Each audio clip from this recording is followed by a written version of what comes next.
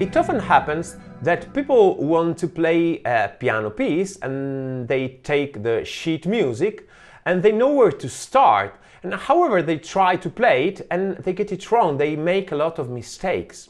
Why is this? This is because in a piano sheet music there are two main informations and it is difficult to decide where to start. And another very important aspect is that if I sit down at the piano and I try to play a piece, I have to be focused on too many things, too many issues at the same time.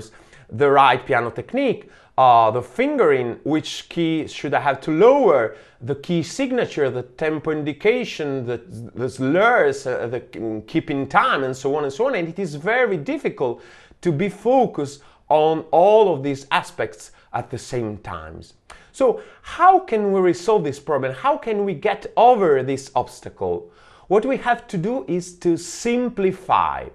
And with the term to simplify, I mean that we have to decide which are the most important elements to be focused on and to start from them. So today we're going to focus to decide which are the essential elements to be focused on in every piano sheet music. So which are the notes and rests, so symbols to represent sounds and silences. So even in this case we have to simplify because every note is made up of duration and pitch, so we have to focus first of all on the durations of the notes, and so we have to understand how to read piano sheet music with the right rhythm, and we have to understand how to find all the beats. We have already said that the beats are the basis of every piano sheet music,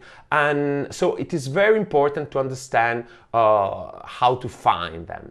And at the end of the lesson, in the second part, we are going to focus also on the pitch. So we're going to understand, to learn how to read every note in treble clef. Determining the duration of each note, we have to take a look at the time signature. The time signature is a very important symbol to have some information about the right duration of each note and the rhythm of all the piece, the whole piece. Well, so as you can see, the time signature, which is this, is made up of two numbers, the upper number and the lower number. The upper number the upper number is the number of the beats that we have in each bar. So in this case we will have 4, so it means that in every bar we will have 4 beats. And the lower number tells us the unit of measurement of the beat. So since we have 4, it means that we will have that a quarter note will correspond to 1 beat. So a quarter note will last 1 beat. Since we have 4 beats in each bar, we are going to write above the bar 4 numbers from 1 to 4. So 1 will be the first beat, 2 will be the second, and so on and so on. So the first beat, we will have the first beat in correspondence of the first note, of course.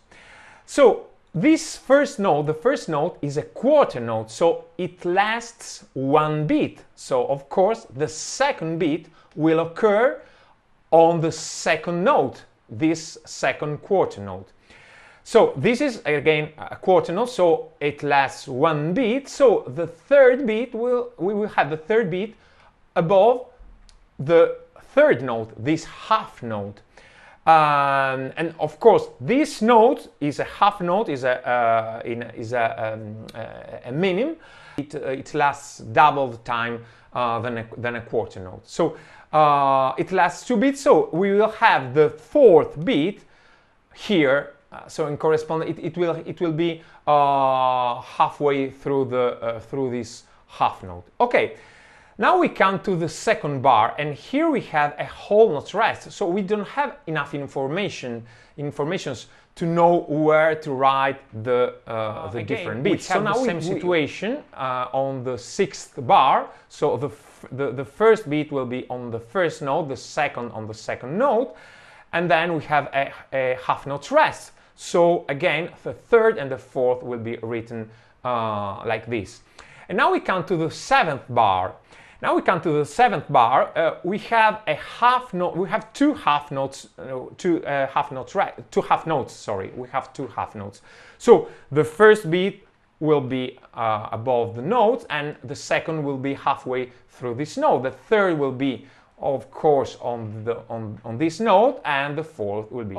As I said before, we are going to sing, so to produce a generic sound in correspondence of each note. While keeping time. So let's start with the upper staff and with the first bar. So in this case, I have 1/4 note in correspondence of the first beat, 1/4 note in correspondence of the second beat, and 1/2 note in correspondence on the third and fourth beats. So I will have something like this. Ta, ta, ta.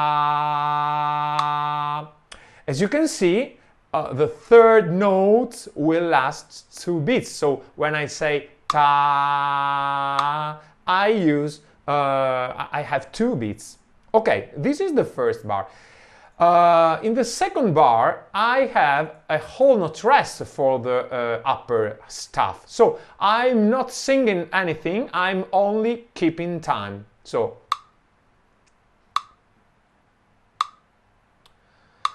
this is the note representing middle C in treble clef.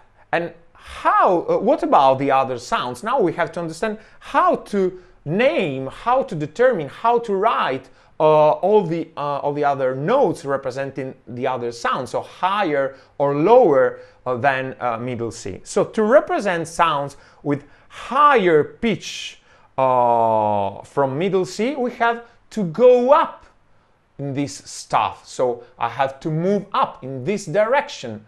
And to represent sounds with lower pitches, we have to go down, so in this direction. Let's find, for example, the next higher note from middle C.